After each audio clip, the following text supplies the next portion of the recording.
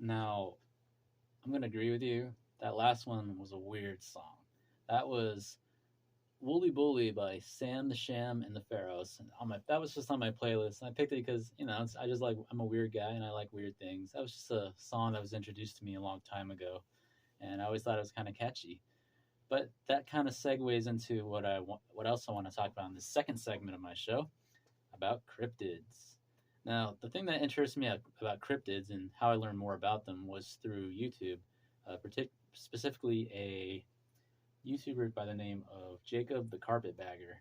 Now, Jacob, he travels around the country to roadside attractions, museums, events, all sorts of things, which kind of sets him apart from other travel YouTubers because he kind of hits these places that are out of the way, kind of strange, things that people don't think about. And of course, he hits up the main things like, oh, yes, he goes to Disneyland, he goes to Six Flags, he sees the sites like the Empire State Building in New York, things like that. He's even been here to San Diego. But what really interested me was his love for cryptids, and he throughout his travels over the past couple of years, he's documented several different cryptids. And what I've learned from them, from the carpetbagger, from Jacob, is that how many different cryptids are discovered or made up every day. Who knows if these things exist? Of course, if you don't know what cryptids are, they are creatures that are assumed to exist, but probably don't. But probably don't exist. But it would be great if they did. Of course, some of the most well-known cryptids are Bigfoot, aka Sasquatch, the Yeti, the Loch Ness monster. Other ones people probably don't know. Just so you know, one thing I learned online is that West Virginia is actually the home to a lot of cryptids. Apparently, that surprised me. So I guess if you want to learn more about cryptids, head to West Virginia. I'd love to go there. Heck, I'd love to go to the East Coast. I've never been there myself. But anyways, one cryptid actually that's kind of bizarre is called the Flatwoods Monster. Some people say it's probably just a barn owl. It does look like a barn owl. That's what it says here on Wikipedia. But some people think it's like a alien or even. It's like this. It's like red eyes, little head, or whatever, scrawny skeletal arms, probably tree branches, and a hood over its head. So it's a really bizarre shape. Actually, they actually sell some merchandise of the Flatwoods Monster, like a little lantern. I'd like to get. Jacob has one. Um, of course, another famous one is Mothman, who also originated from West Virginia. Uh, I forgot. I don't know how he was introduced, but there's so many different stories on Mothman. As you'd expect, he's probably a half man, half moth creature. But those two are just one of the many. Those are just some of the many cryptids that you could think of, or you'll find throughout the United States. And just like I said, there's cryptids being made every day or discovered apparently. One cryptid is the squonk.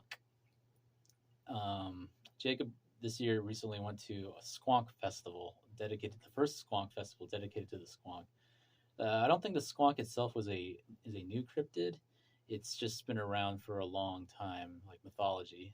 I saw in a book once. What the squonk is a creature that's it's harmless, but it's a creature so ugly that it cries all the time because it's ashamed of its ugliness. And if it's discovered by people, it'll cry itself into a puddle of tears to escape. So that's pretty sad. So to make the squonk happy, they're going to hold. I forgot where it was, but they hold a yearly festival for it.